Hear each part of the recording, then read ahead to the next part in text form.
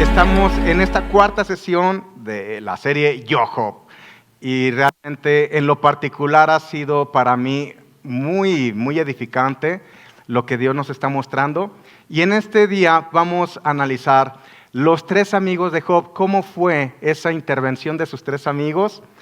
Y es un punto importante porque el juicio que se mueve en lo que respecta al legalismo y a la religiosidad suele ser muy doloroso para una persona que está sufriendo.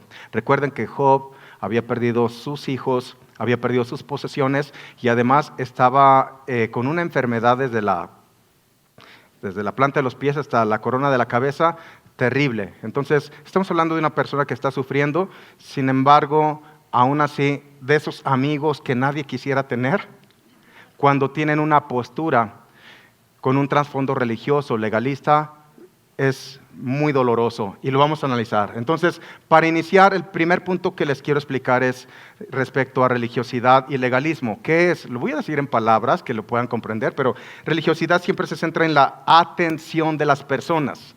Es lo que yo hago para obtener el favor de los demás y también para obtener el favor de Dios. ¿Cómo así? Bueno, el cristianismo se puede convertir en una religión si creen que al pasar mucho tiempo leyendo la Biblia vamos a alcanzar favor de Dios. Explico. Está súper bien leer la Biblia, es lo que hacemos aquí siempre, pero con el motivo correcto de aprender lo que Dios nos quiere enseñar, no para que la gente me vea, ni cuánto sé, ni para alcanzar favor de Dios. El favor lo tenemos por puritita gracia, ¿de acuerdo? Esto es que religiosidad se mueve en lo que yo hago, es obras para conseguir favor de la gente y para conseguir favor de Dios. Y legalismo es todo aquello que yo practico que me invita a condenar a las personas que no lo practican como yo lo practico. Si yo, me voy a poner el ejemplo, si yo ayuno una vez al mes durante una semana y les quiero obligar a ustedes que lo hagan, eso es legalismo. El que yo lo haga no me compete a obligar a ustedes que lo hagan, pero si yo lo llego a hacer obligatorio, entonces me convierto en un legalista.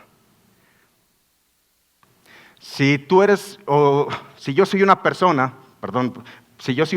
que me levanto, no es así, es un ejemplo. Si me levanto a orar de 3 a 5 de la mañana, porque creo que es un horario que Dios va a ver ese sacrificio que estoy haciendo para lograr algo, entonces esos conceptos son los que han lastimado mucho a la congregación, porque oraciones largas no son lo que dice la Biblia que produce resultados. Dice, la oración eficaz del justo puede mucho.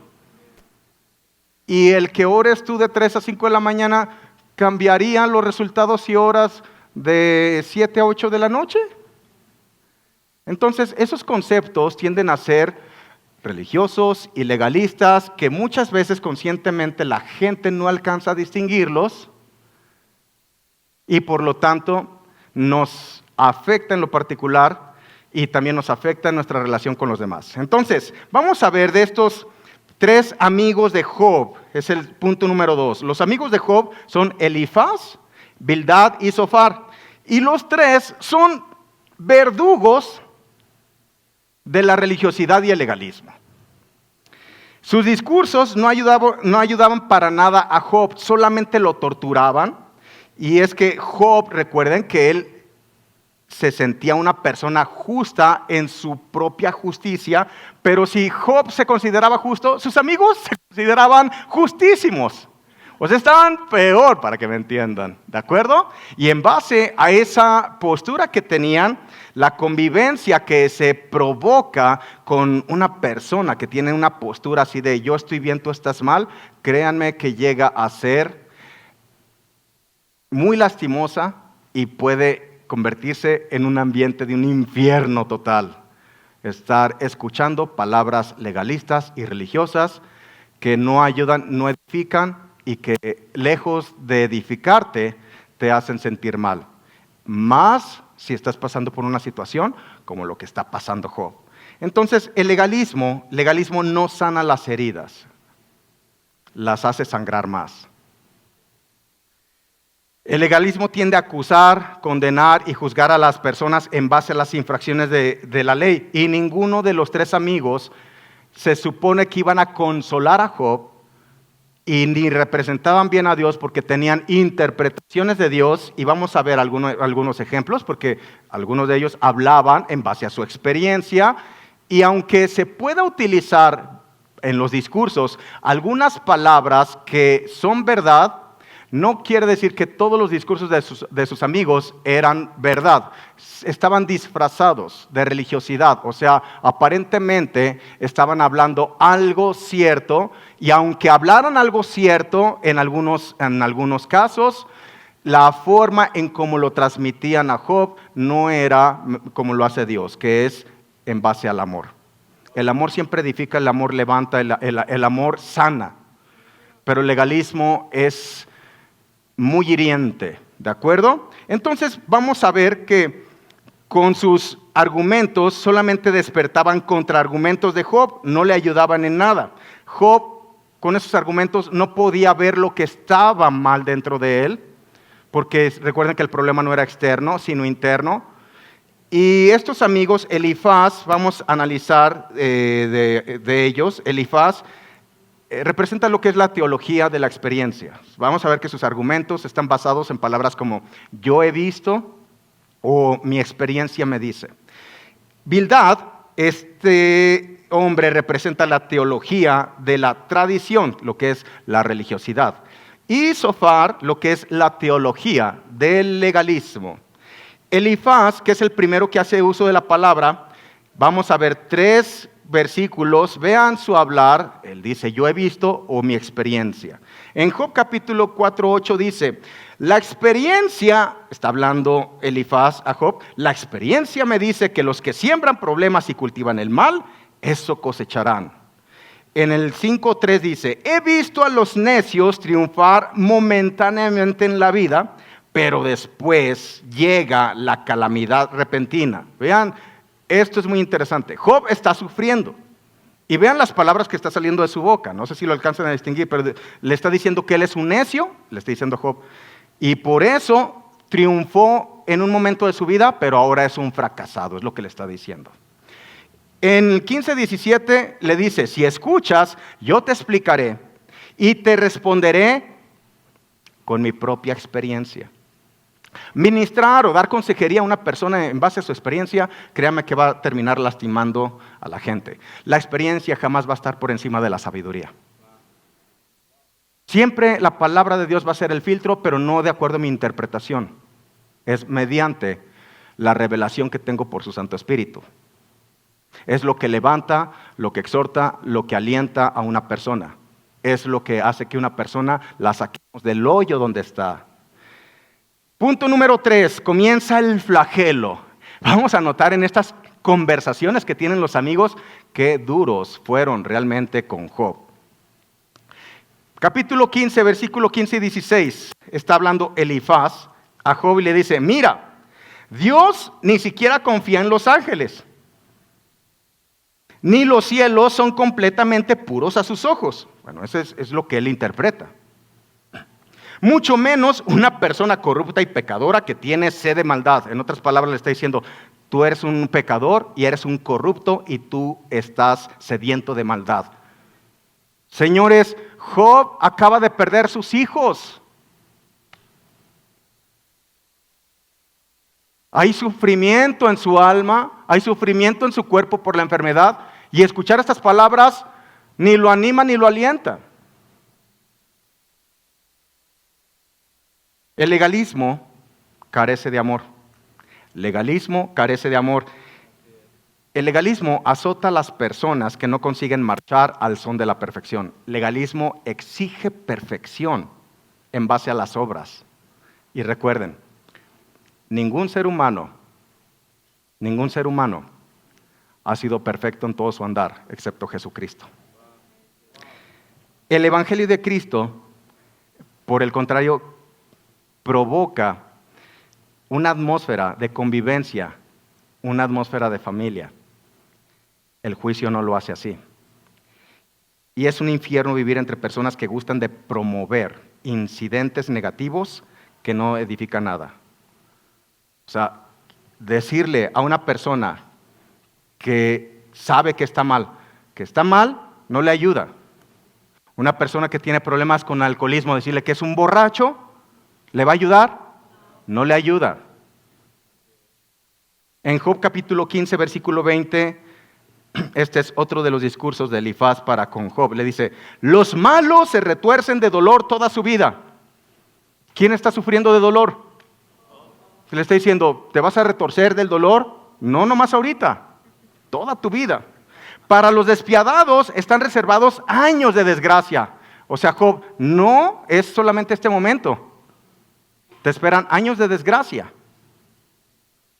Esos malvados están gordos y son prósperos, su cintura se hincha de gracia. ¿Recuerdan quién era el hombre más próspero del Oriente? Job. No durarán sus riquezas ni sus bienes permanecerán. Sus posesiones ya no se extenderán hasta el horizonte. Job, ya no vas a prosperar, le está diciendo, porque eres malo. Job estaba sufriendo y escuchar esto no le ayudaba en lo absoluto. Entonces, no hay piedad en un juez legalista. No hay piedad en un juez legalista. Detrás de una aparente santidad puede esconderse un demonio de dominio propio que provoque con sus palabras estragos a la gente que ya está sufriendo. En Job capítulo 22, versículo 4 al 5, dice así, ¿acaso él, refiriéndose a Dios, acaso Dios te acusa, Job, y trae juicio contra ti porque eres tan piadoso? No, se debe a tu maldad, tus pecados no tienen límite, le dice.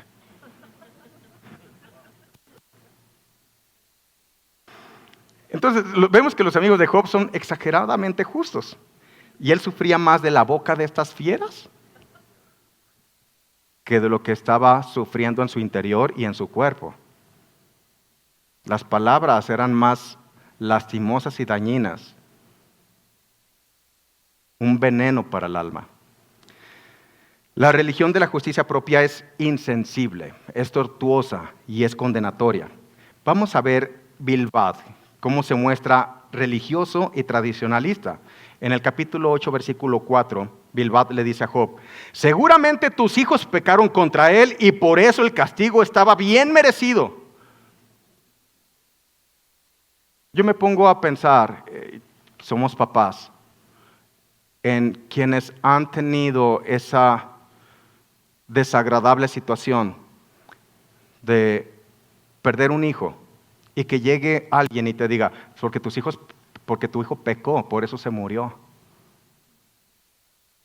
Bueno, así es el legalismo. ¿Se dan cuenta? No se toca el corazón, no hay misericordia en el legalismo. Es crudo, es cruel. Legalismo es cruel.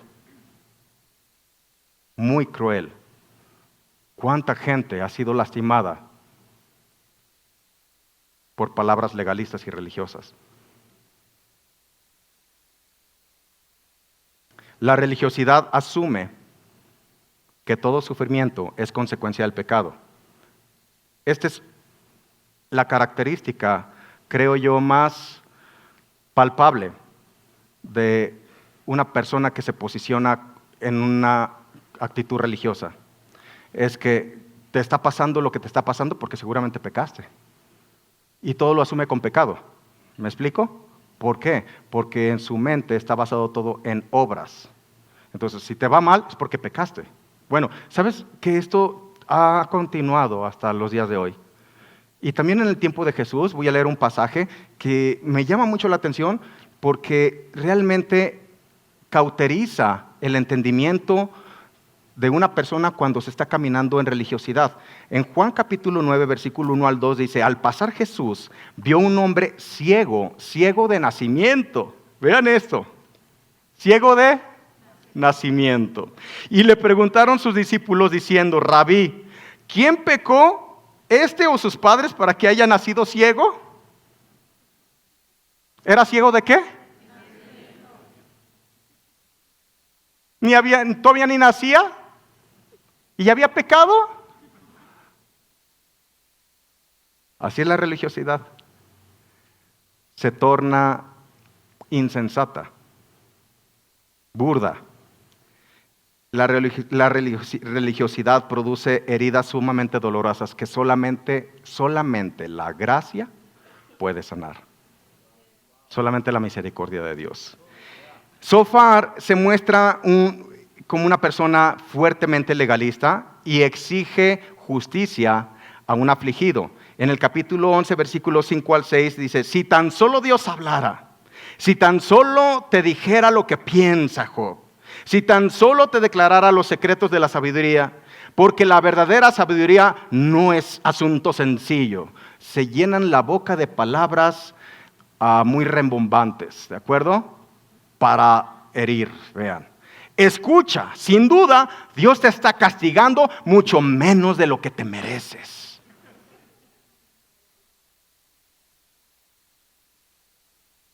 Qué duro. Esos tres legalistas sangraban con sus garras a Job. Y cuando vemos algunos llamados cristianos cómo se despedazan unos a otros, es terrible. Yo no entiendo cómo inclusive en púlpitos se ataca a otros ministerios y se dan nombres de ungidos de Dios, que porque no estoy de acuerdo con esa persona, lo voy a exhibir delante de toda la gente en base a lo que yo pienso. Dando nombres. Eso sí, se me hace muy, muy serio. Y tenemos temor de eso. No van a escuchar aquí ni que ataquemos ninguna religión, mucho menos una persona. ¿Me doy a entender? En Job capítulo 11, versículo 13 al 14, dice, si tan solo prepararas tu corazón y levantaras tus manos a Él en oración, abandona tus pecados y deja atrás toda iniquidad. O sea, es el religioso. Te tienes que rendir a Dios porque seguramente estás pecando. Por eso, esa iniquidad que está en ti es la que está provocando los males que has recibido. Mire, es preferible vivir con un pecador declarado y auténtico que con un santurrón doble cara.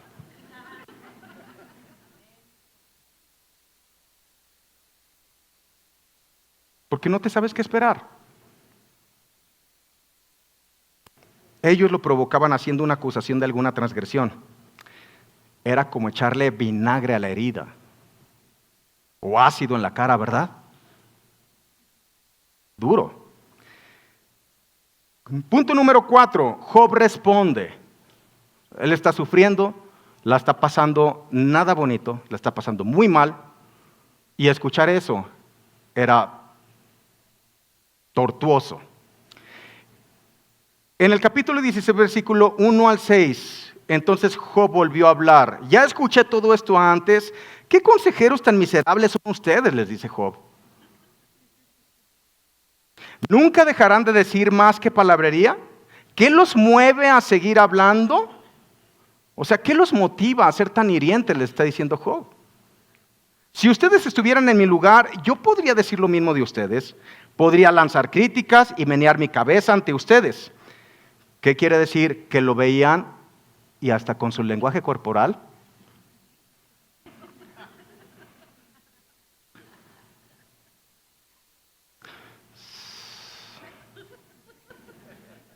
Esa mirada condenatoria, ¿verdad? Que muchas veces hemos recibido y muchas veces la hacemos. Porque estamos hablando de la serie, se llama Yo, Job. Sin embargo, dice Job, yo les daría palabras de ánimo, intentaría aliviar su dolor. En cambio, sufro si me defiendo y no sufro menos si me niego a hablar. Horrible lo que está pasando Job. Job capítulo 19, versículo 2, vuelve a decir él, ¿hasta cuándo me torturarán? Ustedes los que se dicen mis amigos íntimos. ¿Hasta cuándo intentarán aplastarme con sus palabras? Mire, amigo sincero es aquel que se acerca en todo momento, cuando el mundo se aleja. Ese es un amigo sincero. Capítulo 19, Job declara lo siguiente: mis amigos íntimos me detestan, los que yo amaba se han puesto en mi contra. De las riquezas más valiosas en la vida es tener amigos sinceros, ya que amistad fingida es peor que dinero falso. Amistad fingida es peor que dinero falso. Job sufría y se retorcía del dolor discutiendo con sus amigos, pero era en vano, porque cuanto más se defendía, más lo atacaban, más lo acusaban. Punto número 5, aún con eso que Job les está pidiendo de ya párenle a su tortura, o sea, vean que estoy sufriendo y me siguen torturando con sus palabras, vamos a ver que la tortura continúa. La tortura continúa. Le dicen así en el capítulo 15, versículo 2, en el capítulo 4, versículo 8 y 9. La experiencia me dice que los que siembran problemas y cultivan el mal, eso cosecharán. Un soplo de Dios los destruye y se desvanecen con una ráfaga de su enojo. Un soplo de Dios. Primero está diciéndole a Job. ¿Recuerdas cómo perdió sus hijos Job? Vino un soplo. Se cayó la casa. Primero está culpando a Dios que él provocó ese soplo. Ese es el religioso y legalista. Pone palabras en la boca de Dios. ¿De acuerdo? Y número 2, le está diciendo que está enojado Dios con él porque es un pecador, es un corrupto. Dice que es un mal hombre porque ha sembrado mal, por eso estaba cosechando mal. Entonces, a todo legalista le gusta despreciar a otros. Vean, esta es la postura tan hiriente. Hay una competencia entre las personas que se consideran justas a sus propios ojos. Hay una competencia que se provoca entre ellos. Ellos se sentían tan justos que como Job la estaba pasando mal, era un buen momento para decirle, nosotros somos mejor que tú. Te está pasando eso porque eres un pecador.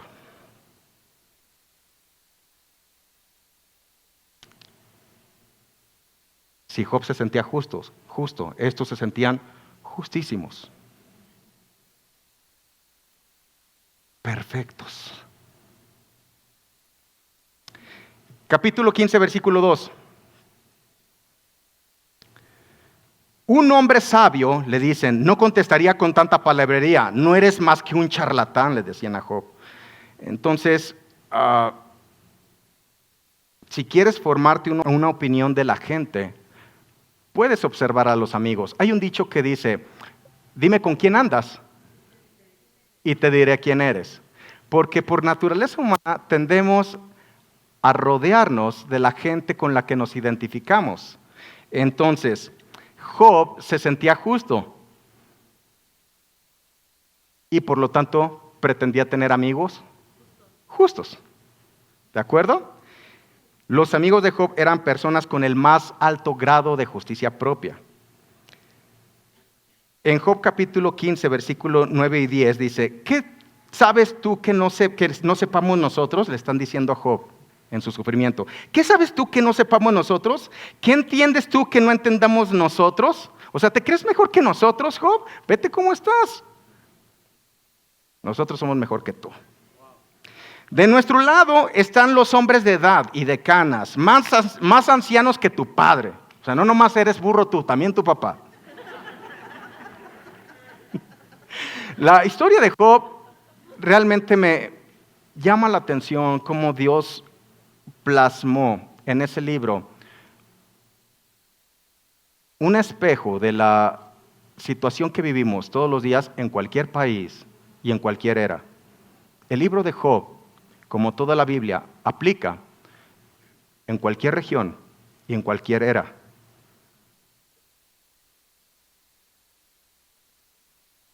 Casi siempre elegimos amigos de acuerdo a nuestro carácter y prioridades. ¿Te has dado cuenta de eso? Entonces, la elección puede en gran manera impulsarnos a repetir los errores o los defectos y tendencias personales que vemos en nuestros amigos. Porque inconscientemente buscamos personas que se parezcan a nosotros. Zofar le dice así en el capítulo 11, versículo 12. El que tiene la cabeza hueca no llegará a ser sabio, como tampoco un burro salvaje puede dar a luz un niño. Le están diciendo que era un cabeza hueca, que era un burro.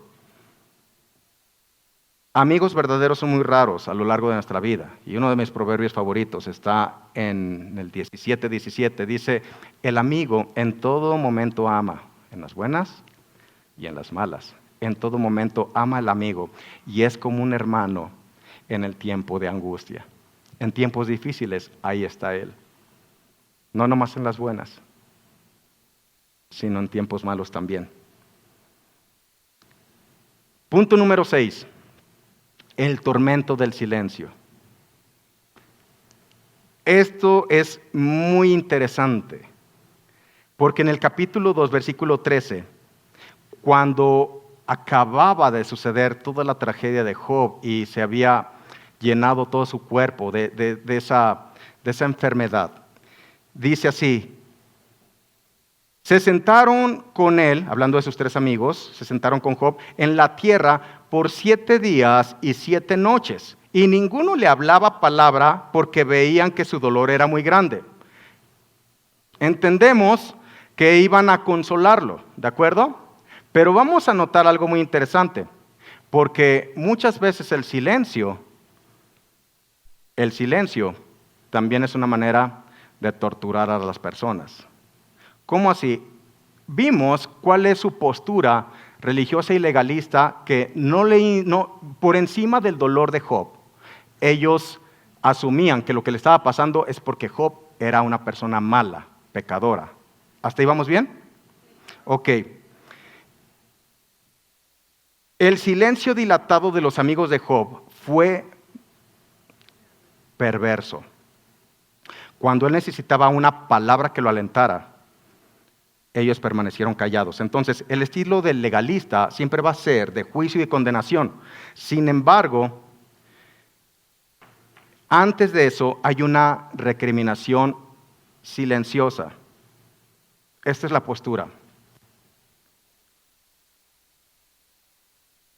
A veces nos espantamos con el pecado de alguien.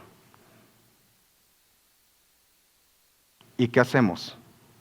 No le hablamos a la persona.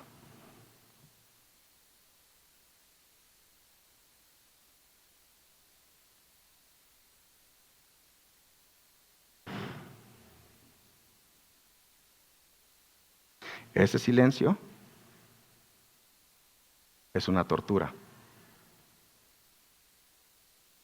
¿Cómo se llama la serie? Yo, Job.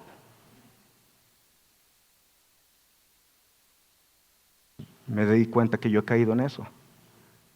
Tendemos a evitar a las personas que sabemos que no van bien en un área de su vida. ¿No es así? ¿Y quién somos nosotros para juzgar? Lo que necesita la persona es una palabra de aliento. ¿Me está siguiendo?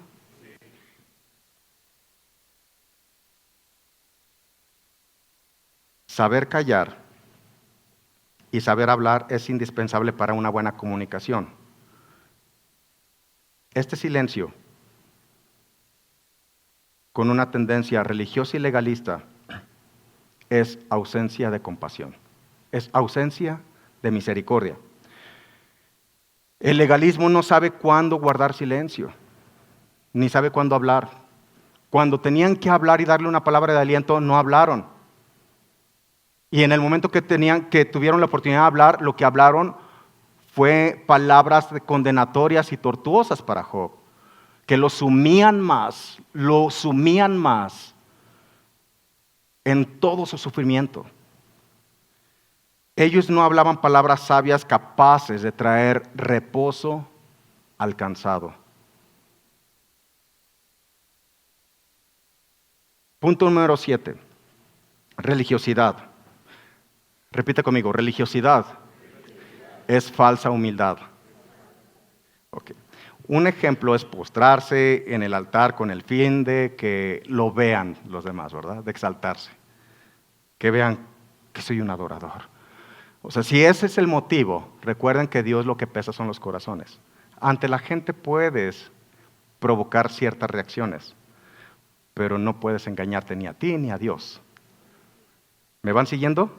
Y Jesús puso un ejemplo. En Lucas capítulo 18, versículo 9 al 14 dice, a unos que confiaban en sí mismos como justos, Jesús está enseñando esto, a unos que confiaban en sí mismos como justos y menospreciaban a los otros, dijo también esta parábola. 2 hombres subieron al templo a orar. Uno era fariseo y el otro publicano. El fariseo, puesto en pie, oraba consigo mismo de esta manera. Dios, te doy gracias porque no soy como los otros hombres, ladrones, injustos, adúlteros, ni aún como este publicano. Ayuno 2 veces a la semana, religiosidad. Doy diezmos de todo lo que gano. La religiosidad exige el reconocimiento del público. Mas el publicano, estando lejos, no quería ni aún alzar sus ojos al cielo, sino que se golpeaba el pecho diciendo, Dios, sé propicio a mí, pecador. Les digo que éste descendió a su casa justificado antes que el otro, porque cualquiera que se enaltece será humillado, y el que se humilla será exaltado. Pregunto, ¿quién es el Dios del religioso? Él mismo. Solamente que está disimulado. No ora a Dios, ora para consigo mismo. Yo que hago todo esto, Señor. Busca el reconocimiento, la aprobación de sí mismo, se aplaude a sí mismo. Es Dios para consigo mismo. El esfuerzo de parecer más humilde es muy atractivo para la grandeza religiosa. Entonces, religiosidad es alguien que hace uso de sus virtudes morales y de su desempeño para buscar su respeto delante de la gente y delante de Dios. Cada que nos basamos en nuestra propia justicia y apelamos a nuestra propia vida moralmente recta, de esta manera lo que estamos provocando es hacemos del cristianismo una religión bajo parámetros y leyes que son esclavizantes para aquel que no lo cumple. ¿Me va siguiendo? La inmundicia interna y disfrazada es mucho peor que la suciedad externa y asumida. No es una invitación a la inmoralidad, no es torcer esto, es que hasta que nosotros le demos fin a la defensa de nuestra justicia propia, vamos a poder acceder a la justicia que es solamente en Cristo Jesús. ¿De acuerdo? Para que no se malinterprete, que dicen, es que ustedes, ahí en restaurante les dan permiso de todo. Les dan licencia de pecar. Nunca hemos dado credenciales que diga, usted tiene licencia de pecar el día de hoy. Pero es la gracia la que produce desde el interior la semilla que contiene la identidad de Dios para que se manifieste exteriormente. La religiosidad no. Trabaja de afuera hacia adentro, mientras que la gracia es de adentro hacia afuera. Tú no puedes dar frutos de justicia si no ha sido sembrada la semilla de la justicia divina. Por más justo que quieras ser, no calificas delante de Dios. Tus obras de la carne huelen mal, por muy buenas que parezcan. La justicia de Cristo no solamente te ha perdonado los pecados, sino te ha promovido a la condición de hijo de Dios. Vea esto. hasta que reconocemos que no son nuestras obras, ni nuestros méritos, ni el cumplimiento de ciertas normativas que impone el hombre, lo que nos da favor delante de Dios. No te conformes solamente con el perdón de los pecados. Yo sé que la gente se maravilla cuando conoce esta noticia y dice, wow, es que ya me perdonó los pecados, pero todavía la gente, aún con eso, se siente distante de Dios.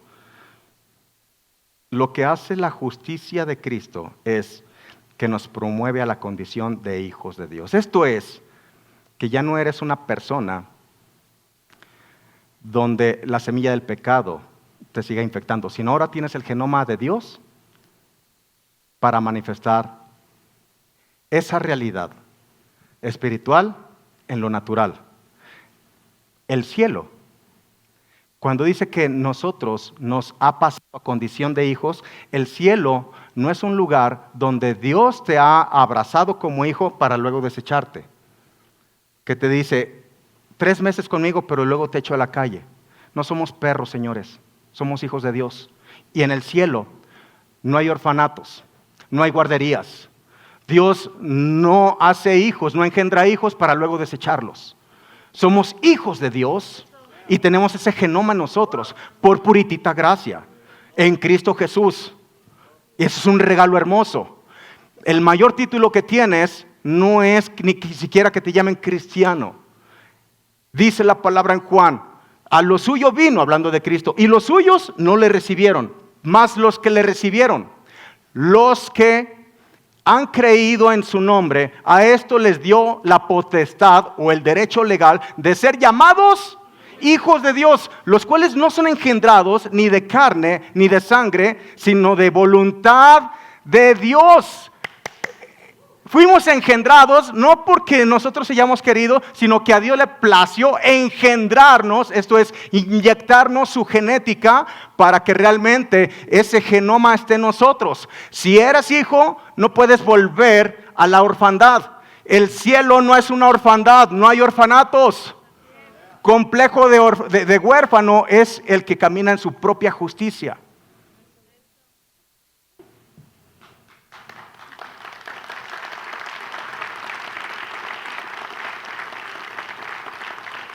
La palabra nos dice, miren cuán amor nos ha dado el Padre de ser llamados hijos de Dios. Es la promoción que tenemos y con eso termino. Mi hijo Jonathan y mi hija Michelle tienen nuestra genética de Ale y mía. Hagan lo que hagan, ellos no dejan de ser nuestros hijos. ¿Vas entendiendo eso? ¿Por qué no dejan de ser nuestros hijos? Porque nuestra genética está en ellos. ¿Hasta ahí vamos bien? Okay. Si ahora has sido engendrado por Dios, ¿quién te va a quitar esa genética? Entonces voy a decir algo que a ciertas estructuras religiosas les va a chocar. Delante de Dios ha sido aceptado por puritita gracia y justificado. ¿De acuerdo? Hagas lo que hagas. Si has nacido de nuevo, la genética de Dios está en ti, nadie te la quita. Entonces, ¿por qué dicen que la salvación se pierde?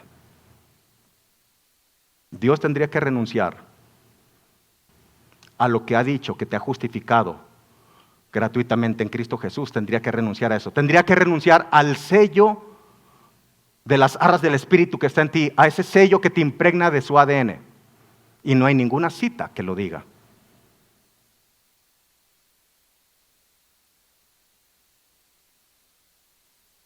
Dios no engendra hijos para luego desecharlos. ¿Por qué la gente tiene complejo de huérfano? Porque sigue caminando en su propia justicia. Pero cuando nosotros, entiendo las palabras de Pablo, que dijo, miserable de mí, no es de que él se estaba recriminando o victimizando. Al decir miserable de mí es porque Pablo acababa de decir todos los logros que él había hecho por su propia cuenta en cuanto a la ley. Pero dijo, esto lo tomo por basura, porque si sigo confiando en eso, no voy a acceder a la justicia que es en Cristo, porque si sigo confiando en eso voy a caminar en mi propia justicia. Por eso dijo, miserable de mí, por eso ahora tengo acceso, cuando yo reconozco que no es por mi propia justicia, sino por la justicia que es en Cristo Jesús, la única que es válida y que nos promueve a la condición de hijos de Dios.